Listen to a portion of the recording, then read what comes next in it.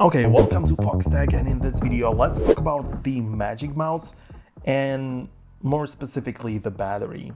Whether you have the first or second generation Magic Mouse, I'll guide you through the process and the information you should know about it. At first, it's important to identify, as I said, which version of the mouse you have. There are two generations and the process of dealing with the batteries is vastly different. So if you have the first generation of the Apple Magic Mouse, it uses AA batteries, actual physical ones, which you put inside of the mouse. So to change the batteries in this version, you need to pop out the cover on the back side of the mouse and just slide it off to reveal the batteries, and just remove the old AA batteries and replace them with new ones. This is actually how you can charge the mouse. There is no other batteries inside. So make sure you have the correct type of batteries and just place them inside the proper way, and that's about it.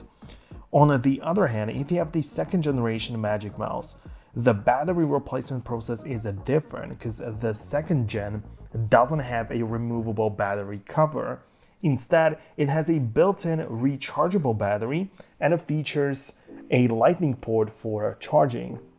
One quick way is to make sure or to determine that if you have this version is by checking the color. So if you of course have a black Magic Mouse, it has to be the second gen, but obviously if you just flip any mouse, you can see if it has a lightning port or if it has a sliding cover to reveal the batteries. If you however feel like you need to replace the battery in the second gen, it's not as straightforward, of course. So it's not designed to be user replaceable. So if you believe that the battery is no longer holding a charge well, I would recommend seeking out help for this problem from an authorized repair service or perhaps the Apple Store. However, in most cases, replacing the battery in the second gen Magic Mouse is not necessary.